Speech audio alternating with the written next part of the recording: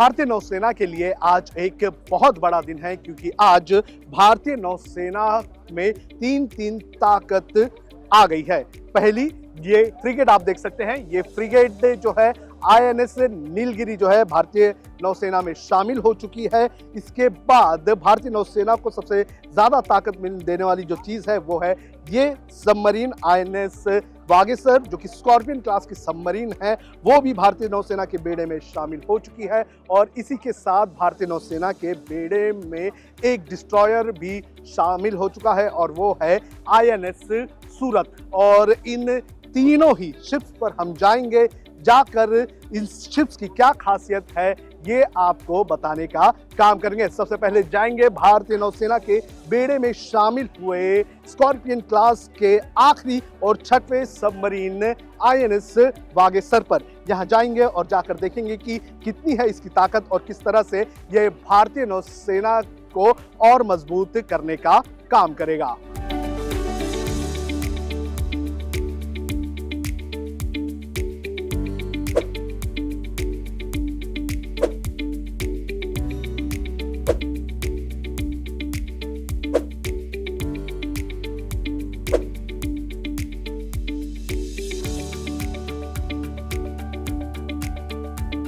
इस वक्त है भारतीय नौसेना के बेड़े में शामिल की गई स्कॉर्पियन क्लास की छठवीं और आखिरी सबमरीन आईएनएस वागेसर में। और इस सबमरीन को आप देख सकते हैं कि किस तरह से बनाया गया है। ये स्कॉर्पियन क्लास की आखिरी सबमरीन है। इसके पहले 5 सबमरीन और इसी क्लास की बना दी गई है और इसके आ जाने से भारतीय नौसेना की जो ताकत है वो पूरी तरह से बढ़ जाएगी। भारतीय नौसेना की जो समुद्री सीमा है वो काफ़ी बड़ी समुद्री सीमा है और ऐसे में भारतीय समुद्री सीमा पर हमेशा ही खतरा मंडराता रहता है। और इसी के चलते भारतीय नौसेना में ने जो प्रोजेक्ट 75 है उसके तहत जो स्कॉर्पियन क्लास की सबमरीन है उसे बनाने का निर्णय लिया था। और इसी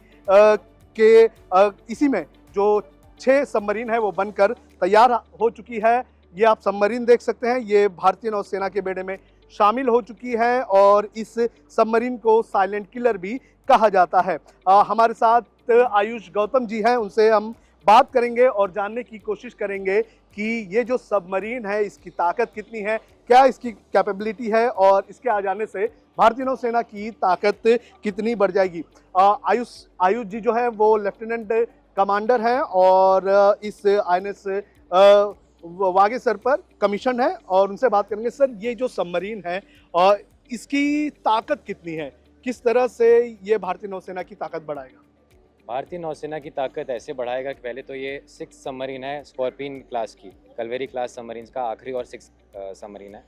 एंटायरली मेड इन इंडिया है, माजगन डॉक लिमिटेड मुंबई में बनाई गई है, ट्रांसफ़र ऑफ टेक्नोलॉजी फ्रांस से ली गई है। तो ये आखिरी सबमरीन है, one of the most advance submarine है। ये पूरे वर्ल्ड की जितनी नेवीज़ में आप देख सकते हैं, जितनी भी कन्वेंशनल सबमरीन्स हैं उसमें सबसे एडवांस्ड है। इसका जो सेंसर्स और वेपन लगे हैं ऑन बोर्ड वो सबसे, उसका जो सूट है वो सबसे ज़्यादा एडवांस्ड है। और सर, अगर वेपन्स की बात करें तो किस तरह के इसमें मिसाइल सिस्टम्स जो है वो लगाए गए हैं, किस तरह से टॉर्पेडोज जो है वो एक टाइम पे कितना वेपन्स लोड करके ये चल सकती है? कि एक टाइम पे कितना वेपन्स तो मैं नहीं बता सकता हूँ, बट इसमें काफ़ी सारे टॉर्पीडोज और मिसाइल्स दोनों की कैपेबिलिटी रखती है ये सबमरीन। दोनों चीज़ें हम फायर कर सकते हैं। इस अंडर वाटर ही फायर होते हैं, इसके लिए कहीं ऊपर आने की ज़रूरत नहीं है आपको पानी में। इसलिए इसको साइलेंट किलर भी बोला जाता है। क्योंकि साइलेंट इसलिए क्योंकि दुश्मन को पता नहीं चलेगा कि ये कहाँ पर है पानी के नीचे। इसको डिटेक्ट करना बहुत ही मुश्किल है। किलर इसलिए कि ये दुश्मन को एंगेज करके भी वापस आ जाएगी और इसलिए साइलेंट किलर बोला जाता है। इसकी अगर बात करें तो एक दिन में अगर ये डाइव इन करती है तो ये कितने दिन तक पानी के अंदर रह सकती है, कितने क्रू मेंबर और ऑफिसर्स इसमें रहते हैं? इसमें जो टोटल आप एक बार में अगर आप निकले सेलिंग के लिए तो आप 50 दिन से ऊपर तक रह सकते हैं सेलिंग पे ही। और क्रू जो है आप 50 के ऊपर के करीब हम रख सकते हैं। एग्जैक्ट नंबर वेरी करता है, बट मिनिमम इसको करीब 35 लोगों का चाहिए इसको मैन करने के लिए कंटिन्यूसली। ये अगर बात करें तो किस तरह के ऑपरेशंस में, हालांकि सबमरीन है तो जाहिर सी बात है ये भारतीय नौसेना के लिए जो है वो काम करेगी, लेकिन किस तरह के और ऑपरेशंस में काम आते हैं, किस तरह के एक्सरसाइजेस में काम? एक्सरसाइजेस काफ़ी वेरीड है, कई सारे हैं। आप अपने भारतीय नौसेना के साथ भी जितने एक्सरसाइजेज होंगी उसमें भी रहेगी। फॉरेन नेवीज़ के साथ होगी उसमें भी रहेगी। बाकी जितना भी डिप्लोमेटिक मिशन, ऑपरेशनल मिशन रहेगा, हर चीज़ के लिए ये तैयार है। तो काफ़ी ज़्यादा इसमें जो है कैपेबिलिटीज़ और उसके चलते कई सारे मिशन हैं जिसमें इन्वॉल्व हो सकती है। ये कहा जाता है भारतीय नौसेना में कि कोई भी जो शिप होती है वो मरती नहीं है, उसका पुनर्जन्म होता है। जी। तो वागीसर का भी पुनर्जन्म हुआ है। तो किस तरह से ये पूरी जर्नी रही है वागीसर की? पूरी जर्नी ऐसे रही है कि 26 दिसंबर 1974 को अर्स्टवाइल वागशीर, जो इससे पहले सबमरीन थी वागशीर, वो कमीशन हुई थी रशिया में। श्रीमती इंदिरा गांधी भी थी, उन्होंने के सामने कमीशन हुई थी उस समय। उसके बाद 1997 में उसको डीकमीशन कर लिया गया था, करीब 25 साल बाद, जब उसका पूरा लाइफ ख़त्म हो गया था। कुछ सालों के बाद, अब आज एग्जैक्टली 30 साल बाद, हमने दोबारा एक सबमरीन कमीशन करी है भारतीय नौसेना में आज, जो कि वागशीर है। तो इसका जो मिशन, जो आज तक इसका जर्नी रहा है बेसिकली, वो 2022 में सबमरीन लॉन्च हुई थी माज़गान डॉक लिमिटेड से। उसके बाद इसने सारे अपने ट्रायल्स ख़त्म करे हैं पिछले 2 सालों में, और अब जाके फाइनली आज कमीशन हो गई है। ये एक और चीज़ ये कहा जाता है ये स्कॉर्पियन क्लास के सबमरीन के लिए कि ये समंदर के अंदर जाकर इस तरह से बैठती है कि जो रडार्स होते हैं, जो सर्वेलेंस सिस्टम्स होते हैं, वो इसे डिटेक्ट नहीं कर पाती। किस तरह की टेक्नोलॉजी है? टेक्नोलॉजी देखिए ऐसे है कि जैसे ही आप पानी के नीचे, तो रडार तो वैसे ही नहीं डिटेक्ट कर पाएगा आपको। पानी के नीचे लोग सोनार यूज़ करते हैं डिटेक्ट करने के लिए, बट इसका कंस्ट्रक्शन ऐसा है कि इसको डिटेक्ट करना बहुत ही मुश्किल है। मॉड्यूलर कंस्ट्रक्शन बोला जाता है इसको, बहुत ही मुश्किल है इसको डिटेक्ट करना पानी के नीचे। अब जैसे कि ये स्कॉर्पियन क्लास की 6वीं और आखिरी सबमरीन है, जी। तो अब इसके आगे और किस तरह की सबमरीन भारतीय नौसेना में आने की उम्मीद है? उम्मीद है प्रोजेक्ट 75 इंडिया, अगर आपने सुना होगा तो प्रोजेक्ट 75 इंडिया को है, जो नेक्स्ट इसका फॉलो ऑन सबमरीन्स है जो लाइकली है आने के लिए, क्योंकि प्रोजेक्ट 75 की तो ये आखिरी थी, बट P75 इंडिया अगला है जो कि होने वाला है। बहुत बहुत शुक्रिया आयुष जी। तो आयुष गौतम हमारे साथ थे, जो इस INS वागेश्वर के लेफ्टिनेंट कमांडर हैं, और इसी पर ये भी कमीशन रहेंगे, और इसी के साथ उनका भी ये पूरी तरह से ये जर्नी रहेगी। सर, एक और चीज़ मैं पूछना भूल गया कि ये 50 दिन से ज़्यादा के समय तक अंडर वाटर रहती है, तो किस तरह से ये बैटरीज इसकी काम करती है, किस तरह से ये खुद को चार्ज करती है? डीजल इंजन है? क्योंकि ये कन्वेंशनल सबमरीन है, तो ये बैटरी से चलती है। बैटरीज को बार बार चार्ज करना पड़ता है, तो इसमें डीजल इंजन्स लगे हुए हैं जो कि इसको टाइम पे चार्ज कर देते हैं। उससे आप पूरा 50 दिन का सेलिंग एक बार में पूरा कवर कर सकते हैं। एक और चीज़ सर, ये जो सबमरीन होती है ये अलग अलग ब्लॉक्स में डिवाइड की जाती है, तो किस तरह के इसके ब्लॉक्स होते हैं? आगे क्या होता है, पीछे क्या होता है? देखिए, ब्लॉक्स में इसलिए डिवाइडेड होती है क्योंकि अंदर का जो इक्विपमेंट लगा है वो इतना बड़ा है, क्योंकि आपको स्टार्टिंग में उसको पार्ट्स में बनाना पड़ता है। तो जब सारा इक्विपमेंट अंदर फिट हो जाता है, इसके बाद ही उसको सारा एक साथ किया जाता है, और लास्ट में जैसा कि आप पीछे देख सकते हैं, पीछे फिन बोला जाता है सबमरीन का, वो है। और फिर आगे क्या होता है, इसे क्या कहते हैं आसान भाषा में, अगर नागरिकों को आसान भाषा में है कि ये फिन है, जो कि अब जब आप पानी के ऊपर रहते हैं तो उसके ऊपर जो है ऑफिसर्स जो हैं वो नेविगेट करते हैं सबमरीन। और चार्ज करने के लिए भी उसे बाहर आना पड़ता है? नहीं, पूरा नहीं बाहर आना पड़ता है, बस थोड़ा सा होता है जिसको स्नॉटिंग बोला जाता है। सिर्फ हवा चाहिए उसको, एक इसके लिए बस एक जो मास्ट है ऊपर, वो ऊपर आता है, उससे हवा ली जाती है। इसके अलावा सबमरीन को चलाने के लिए किस तरह से, कहाँ पर सबमरीन के जो ड्राइवर्स होते हैं, एक तरह से अगर बोले तो वो कहाँ पर बैठते हैं, और क्रू मेंबर को रहने के लिए जगह कहाँ रहती है, बैटरीज कहाँ होती है? सब कुछ अंदर ही है, सब कुछ एक ही सबमरीन में, सब कुछ एक ही डेक पर है। बैटरीज अलग, नहीं, लेकिन आगे पीछे किस तरह से? अलग अलग कंपार्टमेंट्स है उसमें, कहीं पे कोई मैन कर रहा है, कहीं पे कोई बैठा हुआ है, तो जो चला रहा है वो एक कंपार्टमेंट में, ऐसे अलग अलग कंपार्टमेंट्स है, अलग अलग यूज़, अलग अलग कंपार्टमेंट। बहुत बहुत शुक्रिया आयुष जी। तो आयुष जी ने हमें बताया कि किस तरह से ये सबमरीन काम करती है, और अब इस सबमरीन के बाद हम चलेंगे जो फ्रिगेट है INS नीलगिरी उसके ऊपर, और फिर हम जाएंगे INS सूरत पर।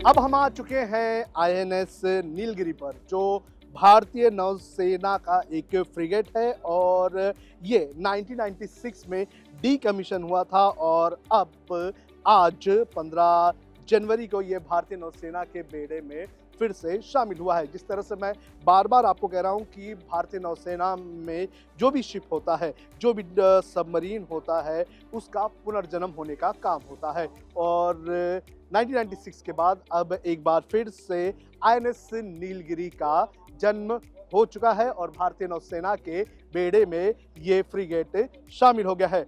फ्रिगेट की अगर बात करें तो फ्रिगेट जो है वो डिस्ट्रॉयर के मुकाबले थोड़ा छोटा होता है, लेकिन ये लगभग फ्रिगेट जो डिस्ट्रॉयर है उसी की तरह काम करने का काम करता है। यहाँ पर आप देख सकते हैं इस फ्रिगेट के मिसाइल सिस्टम्स यहाँ पर जो है वो लगे हुए हैं। इसके अलावा आपको बता दें कि जो ब्रह्मोस मिसाइल्स होते हैं उनके भी डेक यहाँ पर हम देख सकते हैं। यहाँ पर भी कंपार्टमेंट्स है और इनमें भी जो है जो मिसाइल्स होते हैं वो इसमें लगे होते हैं। इसके अलावा आपको बता दें कि इसके ऊपर जो है इसका रडार सिस्टम भी है, जो दूर से आने वाली चीज़ें जो हवा से जो आती हैं, अगर ये शिप समंदर में है, कोई अगर हमला करता है, दूर से कोई मिसाइल आती है तो एक बड़ी रेंज पर उसे डिटेक्ट करने का काम भी ये कर देता है। तो सभी अगर बात करें फ्रिगेट्स में तो ये सबसे हाईटेक एक फ्रिगेट है और इसके भारतीय नौसेना के बेड़े में शामिल होने से भारतीय नौसेना की ताकत जो है वो और भी बढ़ जाएगी। हम जो ये सबमरीन है इनके जो कमांडिंग ऑफिसर्स हैं उनसे भी बात करेंगे, जानने की कोशिश करेंगे कि कितनी इसकी ताकत है। हमारे साथ नितिन कपूर जी हैं जो कि कमांडिंग ऑफिसर हैं इस आईएनएस नीलगिरी के। उनसे बात करेंगे, जानने की कोशिश करेंगे कि किस तरह से इसकी क्षमता है, कौन कौन से इसके ऊपर मिसाइल्स लगाए गए हैं और भारतीय नौसेना के बेड़े में इसके आ जाने से कितनी ताकत इसकी बढ़ेगी। सर, भारतीय नौसेना के बेड़े में आईएनएस नीलगिरी शामिल हो चुकी है। सर, कितनी इसकी क्षमता है, क्या ताकत है, किस तरह से और कितनी एडवांस है ये हमारी नौसेना की सबसे एडवांस स्टेल्थ फ्रिगेट है। ये जो डिज़ाइन है ये बहुत ही अनोखा डिज़ाइन बनाया गया है। ऐसा डिज़ाइन पहले हमारी नौसेना में नहीं था। बहुत ही एडवांस स्टेल्थ फीचर्स को इसमें डाला गया है। जैसे कि जिस डेक पे हम खड़े हैं उसको फॉक्सल डेक बोलते हैं, बट आप यहाँ पे देखेंगे ये डेक एकदम साफ़ सुथरा दिखाई दे रहा है क्योंकि इसका जो सामान था जहाँ पे इस डेक पे लगता था वो अब नीचे मूरिंग डेक में चला गया है, जो कि कंसील डेक है। इससे हमें ये फ़ायदा हुआ है कि जो रडार क्रॉस सेक्शन है हमारे जहाज़ का वो बहुत तरीके से रिड्यूस कर दिया गया है, तो इसलिए हमारी स्टेल्थ बढ़ गई है। स्टेल्थ की अगर मैं और बात करूं तो जो हीट सिग्नेचर होता है किसी भी जहाज़ का वो भी काफ़ी ज़्यादा हो जाता है क्योंकि जो इंजन्स होते हैं वो काफ़ी धुआं फेंकते हैं जिनका तापमान काफ़ी ज़्यादा होता है। हमारे जहाज़ में हमने एक नया टेक्निक लगाया है जिसमें हम हाई प्रेशर का पानी इंट्रोड्यूस करते हैं, स्प्रे करते हैं, जो कि उस धुएँ को बहुत कम टेम्परेचर पे ला सकता है। तो इन सभी चीज़ों के साथ हमारे जहाज़ का स्टेल्थ तो है ही बहुत उम्दा उस पर, और उसके साथ साथ कई नई टेक्नोलॉजी के हमारे वेपन्स और सेंसर्स भी लगे हुए हैं। अगर मैं आपको बताऊं तो सबसे पहली जो हमारी नौसेना की गन है, main gun super rapid gun mount upgraded version, वो पहली बार आई है। उसके चलते हम स्मार्ट एमुनेशन यानी कि GPS guided ammunition, laser guided ammunition को भी फायर कर पाएंगे। तो इन सब चीज़ों के चलते नीलगिरी हमारी नौसेना की शान है और आज सर्विस में कमीशन हुई है और हम इसको देश को और नौसेना को समर्पित करते हैं। सर, अगर मिसाइल्स की बात करें तो किस तरह की मिसाइल्स इसमें जो है लगाई गई हैं? वाटर टू सरफेस जो है मारक क्षमता वाली कौन कौन सी मिसाइल्स इसमें लगाई गई है? हमारे पास सरफेस टू सरफेस और सरफेस टू एयर दोनों तरीके की मिसाइल्स हैं। दोनों अलग अलग काम करती हैं, बट मैं आपको ये बताऊंगा कि हमारे पास सबसे आधुनिक और सबसे ज़्यादा दूर तक मार करने वाली क्षमता है, जो कि दुनिया में सबसे अनोखी ताकत है। और दूसरा अगर मैं आपको बताऊं तो हम ना केवल हवा में मार कर सकते हैं बल्कि लैंड के ऊपर और अंडर वाटर यानी कि पानी के अंदर अगर कोई पनडुब्बी है उसको भी हम मार करने की क्षमता रखते हैं। सर, इसके रडार सिस्टम की अगर बात करें तो किस तरह का इसका रडार सिस्टम है? कितने दूर तक ये जो है डिटेक्ट कर सकता है बाहर से आने वाले खतरे? बहुत ही आधुनिक रडार सिस्टम जहाज़ के, जो कि बहुत दूर तक किसी भी चीज़ को पकड़ सकते हैं। ऐसी कोई भी चीज़ नहीं है, चाहे वो मिसाइल हो, हेलीकॉप्टर हो या आजकल ड्रोन हो, कोई भी चीज़ हो, बहुत दूर तक, कई 100 किलोमीटर दूर तक हमारे जहाज़ के रडार उनको पकड़ सकते हैं। और जैसे ही पकड़ते हैं, हमारे जो उसके साथ के मिसाइल सिस्टम्स हैं वो एक्टिवेट किए जा सकते हैं और उनको अगर चाहिए तो हम गिरा भी सकते हैं। सर जैसे कि हमारे यहाँ पर जो डिस्ट्रॉयर्स आए हुए हैं, कोलकाता हो फिर कोची हो या फिर सूरत हो, इनकी डिज़ाइन को लेकर ये कहा जाता है कि इनको इस तरह से डिज़ाइन किया है, स्टेट ऑफ आर्ट टेक्नोलॉजी जो लगाई गई है उसकी वजह से इन्हें समंदर में डिटेक्ट करना भी मुश्किल होता है। क्या इस शिप का डिज़ाइन भी उसी तरह से कुछ किया गया है? बिल्कुल ठीक बता रहे हैं आप। इस शिप का डिज़ाइन उसी प्रकार से किया गया है, बल्कि जो मैं आपको एनहांस स्टेल्थ फीचर्स की बात बता रहा था, जिसमें हम धुएं का तापमान कम कर रहे हैं, कंसील्ड डेक बना दिया गया है। सो ये सब first of the class features हैं जो कि हमारी भारतीय नौसेना में आई हैं। इससे क्या हुआ है कि हमारे जहाज़ों के डिज़ाइन और स्टेल्थियर हो गए हैं, यानी कि जब हम बाहर समुंदर में ऑपरेट करेंगे तो हमारे जो जहाज़ हैं, दूसरे नौसेना के जहाज़ हैं, वो हमें बहुत जल्दी नहीं पकड़ पाएंगे। बहुत बहुत शुक्रिया आपका सर इस पूरी जानकारी के लिए। तो कपूर जी ने हमको बताया कि किस तरह से ये फ्रिगेट है, इसकी क्या क्षमता है और किस तरह से ये भारतीय नौसेना की ताकत बढ़ाएगा। अब हम चलेंगे आईएनएस सूरत पर और जानने की कोशिश करेंगे कि आईएनएस सूरत की किस तरह से खासियत है और भारतीय नौसेना के बेड़े में शामिल होने से ये कितना ताकतवर हो जाएगा।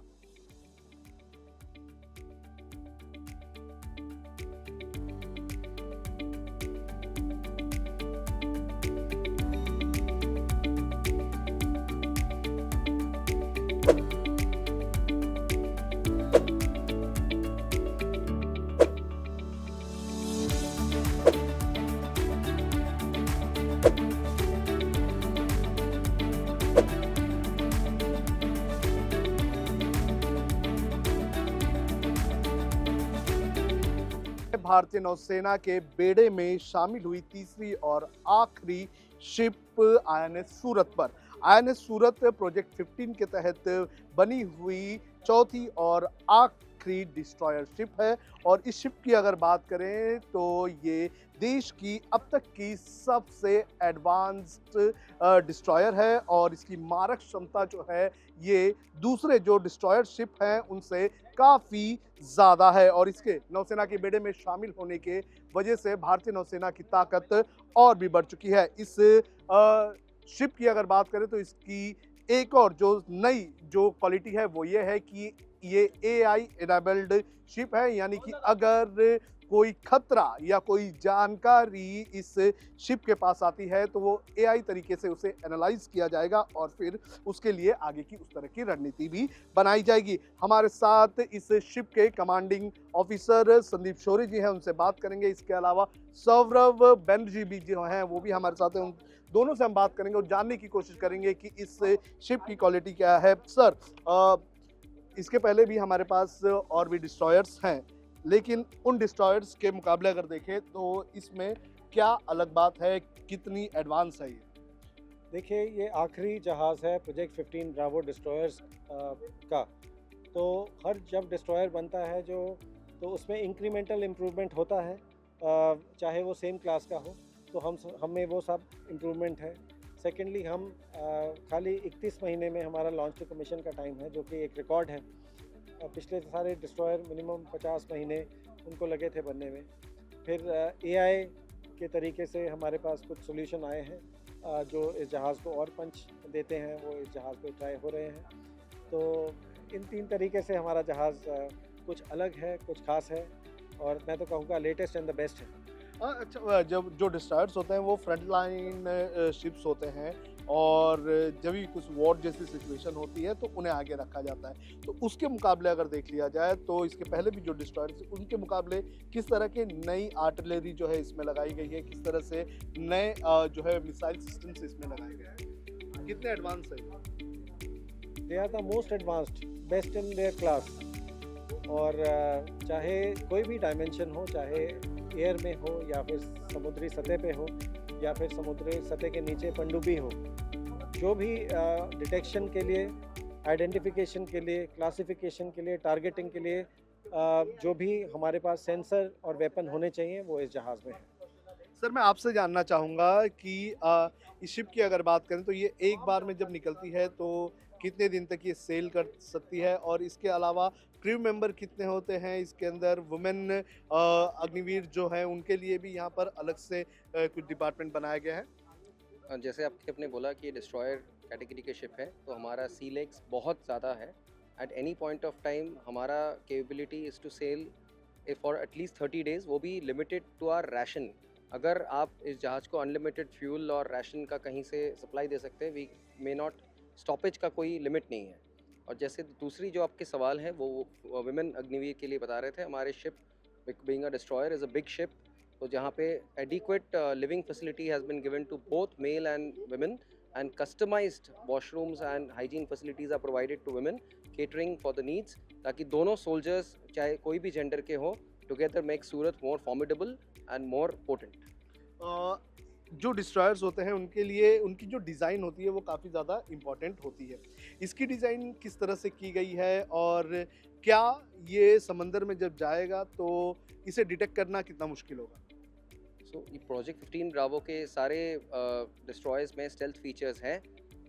इसकी design warship design bureau at naval headquarters ने बनाया हुआ है इन अ वे दैट हमारा जो radar signature is very minimum compare to a ship of our size. हमारे रडार सिग्नेचर को कम किया हुआ है ताकि दुश्मनों के लिए हमारे को डिटेक्शन और कम करे। तो ये सारे स्टेल्थ डिज़ाइन हमारे में भी इंटीग्रेटेड है। सर रडार सिस्टम की बात की अभी, तो इस शिप का रडार सिस्टम कितना एडवांस है, कितने दूर तक का जो खतरा है उसे भाप लिया जा सकता है, और फिर उसे उस पर किस तरह से रिएक्शन होगा, किस तरह से उस खतरे को ख़त्म करने का काम किया जाए? So without going into specifics मैं आपको एश्योर करता हूँ कि इस जहाज़ का जो रडार सिस्टम है वो बेस्ट इन द वर्ल्ड है। खतरे को किस तरह से एनालाइज किया जाता है जाएगा? और सो उसमें फीचर्स हैं इनबिल्ट जो कि क्लासिफाई करते हैं उस खतरे को वेरियस कैटेगरीज में, और उसके ऊपर से फिर ह्यूमन इंटरफेस आता है जो कि जो ऑपरेटर होता है उसका स्किल होता है, और ऊपर लास्टली हमारी ट्रेनिंग जो होती है, जो जब आजकल या कभी भी सबसे ज़्यादा इम्पॉर्टेंट होती है हमारी ट्रेनिंग अंडर वेरियस कंडीशन, जो हमें कैपेबिलिटी देती हैं और स्किल देती हैं कि कोई भी खतरा आए वो डिटेक्ट किया हमारे सिस्टम ने, फिर उसको कैसे क्लासिफाई करें और उसको कैसे फिर टारगेट करें। एक टाइम पे कितने ऑफिसर्स, कितने सेलर्स इस शिप पर ऑन बोर्ड होता है? अभी हमारे पास एज वी स्पीक हमारे पास 30 ऑफिसर और 300 सेलर हैं, 300 नौसैनिक हैं, बट इस जहाज़ में और भी लोग आ सकते हैं। इनफैक्ट ये जहाज़ फ्लैगशिप बनता है, तो इसमें फ्लैगशिप के लिए जो भी कैपेबिलिटी होनी चाहिए वो है। पश्चिमी बेड़े के जो मुख्यांत और अपनी फ्लीट उनके फ्लीट ऑफिसर जब आते हैं तो वो इम्बार्क करते हैं, फिर 2 हेलीकॉप्टर आते हैं, हम उनको इम्बार्क कर सकते हैं, फिर एडिशनल सपोर्ट सर्विसेज से मरीन कमांडोज या कुछ भी आता है, सिस्टर सर्विसेज से कोई भी आता है, तो हमारे पास इनफ एकोमोडेशन है उनको अकोमोडेट करने के लिए। तो सर बहुत बहुत शुक्रिया आप दोनों का इस पूरी बातचीत के लिए। तो सौरभ जी और संदीप जी दोनों जो ऑफिसर्स हैं, जो कमांडिंग ऑफिसर्स हैं, उन्होंने बताया हमें कि किस तरह से इस शिप के आने से भारतीय नौसेना के बेड़े में शामिल होने से कितनी ताकत बढ़ जाएगी। और हमारे साथ इस शिप पर जो 2 महिला अधिकारी रहेंगे वो भी यहाँ पर मौजूद हैं, उनसे बात करेंगे। मैडम आप लोग यहाँ पर रहेंगे, और ये पहला शिप है जिसके लिए मुझे लगता है कि अलग से महिलाओं के लिए अलग से काफ़ी कुछ चीज़ें की गई है। किस तरह की चीज़ें हो रही है? तो महिला अधिकारी पहले से ही शिप्स पर कार्यरत रहे हैं, तो ये कुछ नया नहीं है, लेकिन आईएनएस सूरत में ये एडवांसमेंट की गई है कि जब डिज़ाइन बनाया जा रहा था तो पुरानी शिप्स से इनपुट्स लेते हुए जो रिक्वायरमेंट्स थी उनको इंक्लूड करके ये डिज़ाइन बनाया गया है, यानी कि मॉडिफिकेशन की कोई रिक्वायरमेंट नहीं है। इस शिप में 12 अग्निवीर्स के रहने की और 6 लेडी ऑफिसर्स के रहने के लिए जो फैसिलिटीज़ है वो ऑलरेडी दिए गए हैं। तो आस्था जी आपका क्या रोल है, क्या डेजिग्नेशन है? मैं इस जहाज़ पर उप संभारिकी अधिकारी यानी कि डेप्यूटी लॉजिस्टिक्स ऑफिसर के पद पर कार्यरत हूँ। एंड मेरे डिपार्टमेंट द लॉजिस्टिक्स डिपार्टमेंट जो है उसकी सबसे बड़ी रिस्पॉन्सिबिलिटी होती है जो भी हमारी इन्वेंट्री है इस जहाज़ पर उसको मैनेज करना, फोरकास्टिंग करना, डे टू डे हमारी जो फंक्शनिंग है या फिर ऑपरेशनल जो भी कोई रिक्वायरमेंट्स आ सकती है उनको प्लान करके प्रोजेक्ट करना। और मैं कहना चाहूँगी कि हमारी जो शिप की गैली है जहाँ पर हमारी शिप का खाना बन रहा है, तो हम हर दिन 350 मील्स थ्राइस अ डे सर्व कर रहे हैं शिप्स कंपनी को। तो कह सकते हैं कि जो मोराल बूस्टिंग का काम है वो हमारे डिपार्टमेंट पर आ जाता है। मैडम आप बताइए आपका क्या रोल है, क्या कौन से डिपार्टमेंट में? मैं इधर मेडिकल डिपार्टमेंट की मैं प्रिंसिपल मेडिकल ऑफिसर के पोस्ट पर हूँ। तो मेरा रिस्पॉन्सिबिलिटी ये है कि जो शिप्स कंपनी है उनका फिटनेस हमेशा बनाए रखे। तो हम लोग हर साल एनुअल मेडिकल एग्जामिनेशन करते हैं, जिससे हम इंश्योर करते हैं कि सारे शिप्स कंपनी जो है वो फिट है, कोई भी ऑपरेशंस में कभी भी जाने के लिए वो रेडी है। उसके अलावा एक ये रोल है सबसे इम्पॉर्टेंट, दैट कुछ भी हमारा सडनली कोई इमरजेंसी आ जाए, वो हम बीच समंदर होंगे, बहुत दूर होंगे, तब भी हम लोग सारे इक्विपमेंट ऐसे रखते हैं ताकि कोई भी इमरजेंसी हो, किसी के जान भी चले जाए तो भी उसको हम बचा सकें। तो उसके अलावा हमारे पास टेलीमेडिसिन इक्विपमेंट है, जो नेवी की सैटेलाइट बेस्ड मेडिकल फैसिलिटी है, जिसके वजह से अगर कोई इमरजेंसी आते हैं जब हम डिप्लॉयमेंट पर है, तो हम जो है कोई भी टेरिटरी हॉस्पिटल से उसके थ्रू हम कनेक्ट करते हैं, और वहाँ पे जो सुपर स्पेशलिस्ट डॉक्टर्स हैं उनसे हम कंसल्टेशन लेते हैं या एक्सपर्ट ओपिनियन उनका हम ले सकते हैं। यानी कि जब भी ये शिप बाहर जाती है तो आप उस शिप के साथ रहेंगे? मैं तो रहूँगी, बट मैं MBBS डॉक्टर हूँ। इसके अलावा जो स्पेशलिस्ट है, जैसे कोई इमरजेंसी आ गई जिसमें स्पेशलिस्ट की ओपिनियन की ज़रूरत है, तो वो भी हम ले सकते हैं। बहुत बहुत धन्यवाद आप दोनों का। तो 2 महिला अधिकारी जो इस शिप पर डिप्लॉय रहेंगी, उनसे भी हमने बात की और जानने की कोशिश की कि उनका क्या रोल है। लेकिन अगर देख लिया जाए तो ये तीनों जो शिप है, एक सबमरीन, एक फ्रिगेट और एक डिस्ट्रॉयर के भारतीय नौसेना के बेड़े में शामिल होने से भारतीय नौसेना की ताकत और भी बढ़ जाएगी। वेस्टर्न नेवल कमांड में ये तीनों ही कमीशन किए गए हैं और इनके आने से भारतीय नौसेना की जान जो है और भी मजबूत हो जाएगी। मेरे साथ इस पूरे इवेंट को रिकॉर्ड किया मेरे सहयोगी हर्ष कामले ने। सोनू कनौजिया, लोकमत, मुंबई के लिए।